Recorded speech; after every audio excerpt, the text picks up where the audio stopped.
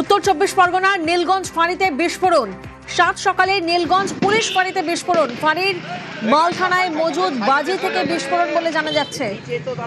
যে ছবি এই মুহূর্তে আপনারা দেখছেন, উত্তর চব্বিশ পরগনার নীলগঞ্জ ফাঁড়িতে বিস্ফোরণ। বিস্ফোরণের জেরে রীতিমতো আতঙ্ক এলাকায়।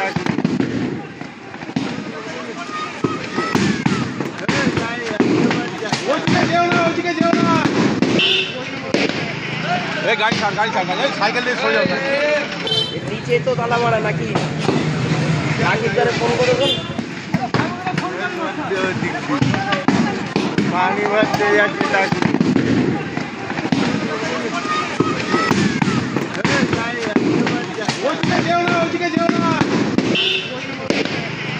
গাড়ি সাইকেল দিয়ে সরে যাবে। নিচে তো তালা মারা নাকি রাকিবদারে ফোন করেছেন।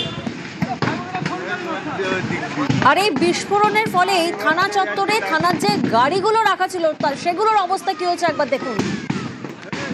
সাত সকালে নীলগঞ্জ পুলিশ ফাঁড়িতে বিস্ফোরণ। ফাঁড়ির মালখানায় সেখানে মজুদ বাজি থেকে বিস্ফোরণ এবং থানা চত্বরে যে গাড়িগুলো রাখা ছিল সেই গাড়িগুলোর অবস্থা একবার দেখুন। আর এই বিস্ফোরণের জেরে রীতিমতো আতঙ্ক ছড়িয়েছে এলাকায়।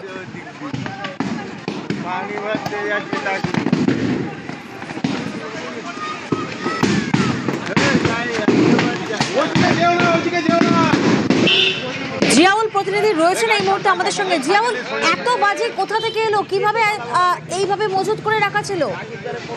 দেখো, একেবারে নীলগঞ্জ ফাঁড়ি এলাকার অর্থাৎ নারায়ণপুর এলাকায় সেখানে অবৈধভাবে বাজি মজুত করে রাখা হয়েছিল। সেই খবর পেয়েই পুলিশ সেখানে যায়, নীলগঞ্জ থানার পুলিশ সেখানে যায় এবং পুলিশ গিয়ে সেখান থেকে প্রচুর পরিমাণে বাজি বাজেয়াপ্ত করে এবং সেগুলো নিয়ে এসে রাখা হয় অর্থাৎ এই নীলগঞ্জ যে ফাঁড়ি রয়েছে সেই ফাঁড়ির মালখানায়। কিন্তু আজকে সকালে হঠাৎ সকাল 6টা নাগাদ সেখানে বিকট আওয়াজ হয় এবং সেই আওয়াজেই কিন্তু একেবারে সেই মালখানা যে বাজি সেখানে কিন্তু বিস্ফোরণের ঘটনা ঘটে এবং এই ঘটনায় এখনো পর্যন্ত 2 জন আহত হয়েছে কম বেশি। কিন্তু যেভাবে বাজি মজুত করে রাখা হয়েছিল, 2 দিন আগে সেখানে বাজি মজুত করা হচ্ছিল এবং সেখান থেকেই এই বাজি বিস্ফোরণের ঘটনা। ফলে ইতিমধ্যেই তোমাকে জানিয়ে রাখি 2023 সালেও কিন্তু নীলগঞ্জের একেবারে আরো একটি জায়গায় বাজি মজুত করার ক্ষেত্রে তো নিশ্চয়ই একটা নিয়ম আছে, একটা প্রোটোকল মানতে হয়। সেই প্রোটোকল কি মানা হয়নি? একদম, দেখো, সেই প্রোটোকল মানা হয়নি এমনটাও কিন্তু অভিযোগ উঠছে। তার কারণ যেখানে রাখার যেভাবে মজুত করে রাখার কথা ছিল সেখানেই কিন্তু এই বিস্ফোরণের ঘটনা ঘটে। অর্থাৎ সেখানে একটি ঘেরা জায়গায় রাখার কথা ছিল এবং বাজি বা এই ধরনের যখন বিস্ফোরণ জিনিস উদ্ধার করা সেগুলো কিন্তু একেবারে জল দিয়ে প্রথমত নিষ্ক্রিয় করার একটা কথা থাকলেও সেগুলো কিন্তু করা হয়নি। সেগুলো শুধুমাত্র মালখানায় রাখা হয়েছিল। 2 দিন আগে বাজিগুলো মজুত করে রাখা হয়েছিল, সেখান থেকে নিয়ে এসে সেখানেই কিন্তু এই রাখার পরেই আজকে সকাল 6টা নাগাদ সেখানে কিন্তু বিকট আওয়াজ হয় এবং সেই আওয়াজের ফলেই কিন্তু সেখানে অর্থাৎ সেই মালখানায় যেমন নিচের তলায় অর্থাৎ এক নিচের ঘরে সেখানে রাখা ছিল, উপরে কিন্তু বসতি ছিল, তারাও কিন্তু ভয় আতঙ্কের পরিবেশ তৈরি এবং যে এতটাই তীব্র ছিল অর্থাৎ এই মালখানার অর্থাৎ এই ফাঁড়ির আশেপাশে বেশ কিছু বাইক ছিল। ফলে সেই বাইকগুলো কিন্তু পুরো পুড়ে ঝলসে যায় এবং অন্যদিকে সেই ছবি আমরা দেখছি যে থানা চত্বরে যে গাড়ি যে বাইক রাখা ছিল সেগুলো একেবারে পুরো ঝলসে গেছে। ক্ষয়ক্ষতি কেমন হয়েছে? ক্ষয়ক্ষতির পরিমাণ কত? দেখো, ক্ষয়ক্ষতির পরিমাণ অর্থাৎ এখনো পর্যন্ত সেটা কিন্তু স্পষ্ট নয়। তার কারণ একেবারে ভোরের দিকে এই ঘটনা ঘটেছে।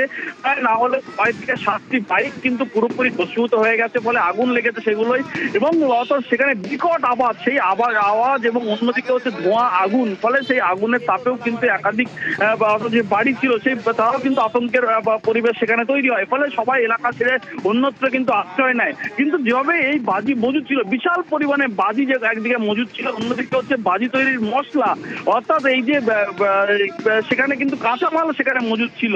অর্থাৎ সেখানে কাঁচামাল থেকে কিন্তু আগুন লাগে এবং সেই আগুন থেকে কিন্তু সেই আগুনের তীব্রতা বাড়ে।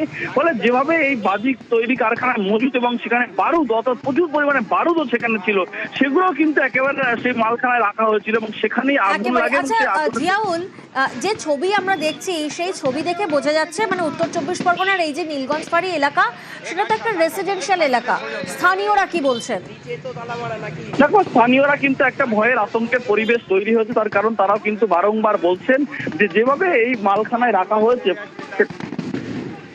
মালখানে রাখা হয়েছে সেগুলো কিন্তু আরো সাবধানতা অবলম্বন করা উচিত ছিল, কিন্তু সেই সাবধানতা অবলম্বন করা হয়নি এমনটাও কিন্তু এলাকার মানুষ থেকে শুরু করে সাধারণ মানুষ তারা কিন্তু বলছেন। কিন্তু সেটা যদি একটু দিনের বেলায় হতো তাহলে কিন্তু আরো ভয়ের কারণ থাকতো, তার কারণ যেভাবে এই বাজি বিস্ফোরণের ঘটনা এবং সেখান থেকে এই ঘটনার পরে কিন্তু একটা আতঙ্কের পরিবেশ তৈরি, অনেকে কিন্তু বাড়ি ছেড়ে অন্যত্র আশ্রয় নেওয়ার কারণ সেখানে কিন্তু সেই বাজি বিস্ফোরণের প্রায় বেশ কিছুক্ষণ ধরেই কিন্তু এই বাজি বিস্ফোরণের আওয়াজ কিন্তু সেখানে পাওয়া যায় এবং তারপরে দমকলের 2টি ইঞ্জিন এসে ঘটনাস্থলে আসে এবং তারা আগুন নিয়ন্ত্রণে আনে। কিন্তু যেভাবে এই বাজি বিস্ফোরণের ঘটনা এবং সেখানে 2023 সালেও কিন্তু হিন্দগঞ্জ এলাকায় মস্কুল এলাকায় সেখানে কিন্তু বাজি অবৈধভাবে বাজি মজুতের ফলে সেখানে বিস্ফোরণের ঘটনা ঘটায়, সেখানে নজরের মৃত্যু হচ্ছিল। তারপরে পুলিশ প্রশাসন তেমন ভাবে সক্রিয় ভূমিকা দেখা যায়নি, কিন্তু একেবারে জিয়াউল সেই ছবি এই মুহূর্তে আমরা দেখছি, তুমি আমাদের সঙ্গে থাকো। 7 সকালে নীলগঞ্জ পুলিশ ফাঁড়িতে বিস্ফোরণ, ফাঁড়ির মালখানায় মজুদ বাজি থেকে বিস্ফোরণ। উত্তর 24 পরগনা নীলগঞ্জ ফাঁড়িতে বিস্ফোরণ। দুদিন আগে নীলগঞ্জের নারায়ণপুরে বাজি উদ্ধার হয়, টিনের ড্রামে রাখা বাজেয়াপ্ত বারুদে আগুন, বিস্ফোরণের জেরে আতঙ্ক এলাকায়।